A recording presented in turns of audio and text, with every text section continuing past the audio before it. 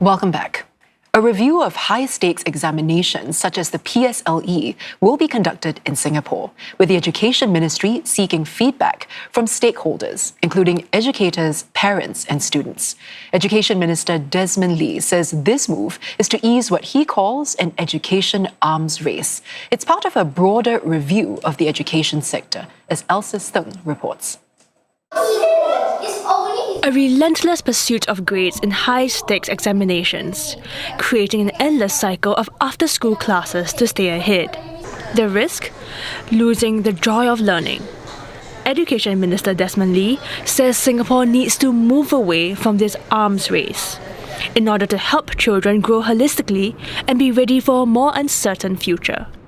And so MOE plans to commence a series of conversations, engagements with Singaporeans.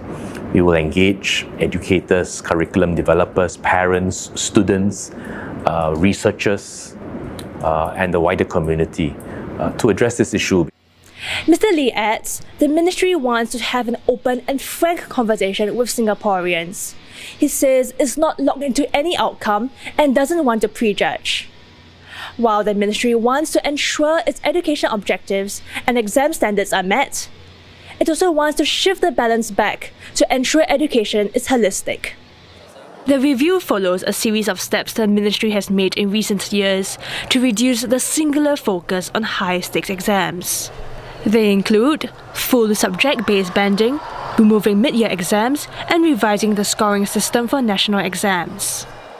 During the debate on the President's address in Parliament last September, Prime Minister Lawrence Wong said the government aims to break the cycle where families feel their children may fall behind if they cut back on tuition.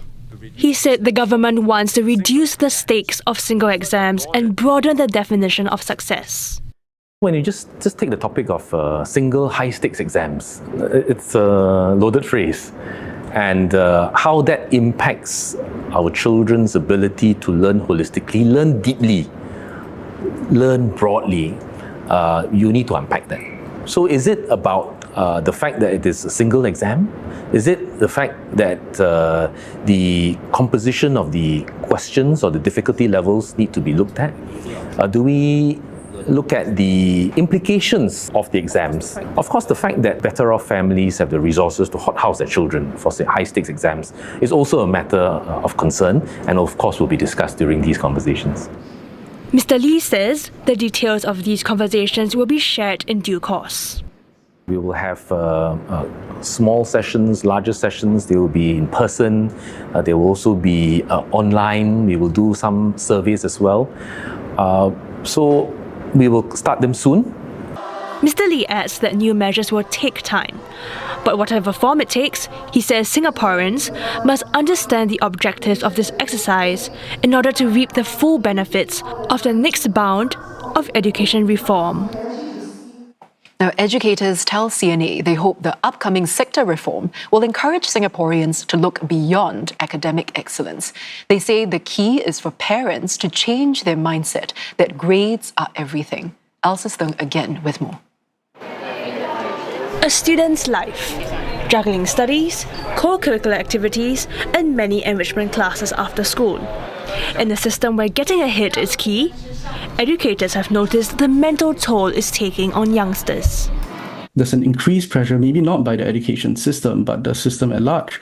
We're seeing an increased number of pressure for people to not just do extracurricular activities, but internships, right? There's an internships race as well. And very often the cost is social in nature, the cost is emotional in nature. And it affects people's happiness, people's well-being at various points in their life. And the fixation on getting ahead starts early. Grades, the name of the school, or even how well kids perform in their CCAs are all subject to competition and comparison among parents. One educator says that mindset has to change. I do hope that it goes beyond just the grades, beyond the choice of courses they get into or even the type of schools they get into, but rather to look at the quality of a child in terms of being adaptive, being resilient, being curious. Because we know that moving forward into the next decade, we all know that the workforce, the kind of life that they're going to face is a lot more uncertain, more volatile. So I think it's needed that we help, our parents to recognize that, what it means to be a successful student. Another educator says the upcoming education reform should encourage society to reflect on the meaning of education in a complex world. What that means is not just getting your A in school. It's much more complex than that. And so the education process that we should be thinking about is really how do we have children and young people learn to live productively in this world, but along with other people, and to be able to take the initiative to make change and to innovate along the way. Associate Professor Lim adds that shifting mindsets could include seeing CCAs as a hobby rather than another achievement on a CV. Education Minister Desmond Lee says his team is also looking to refresh the Primary 1 registration framework. It's part of efforts to improve social mixing and diversity in schools. I think it is good for Singapore, particularly for students from a young age. And that really is part of our social compact. It's part of where Singapore came from independence, a multicultural, multiracial, multilinguistic society that's egalitarian, people of all backgrounds mixing with one another freely. Mr. Lee recognizes that because of the nature of the neighborhood and that some schools are in, diversity can be affected. That's why his ministry is looking at how to better support social mixing in schools using a whole variety of levers. These include refreshing programs such as co-curricular activities and the character and citizenship education, as well as the direct school admission pathway. And of course, we also look at the CCE refresh and the CCA refresh, because all those are parts of holistic education, along with the DSA pathway that doesn't just measure academic achievements, but also other talents and strengths.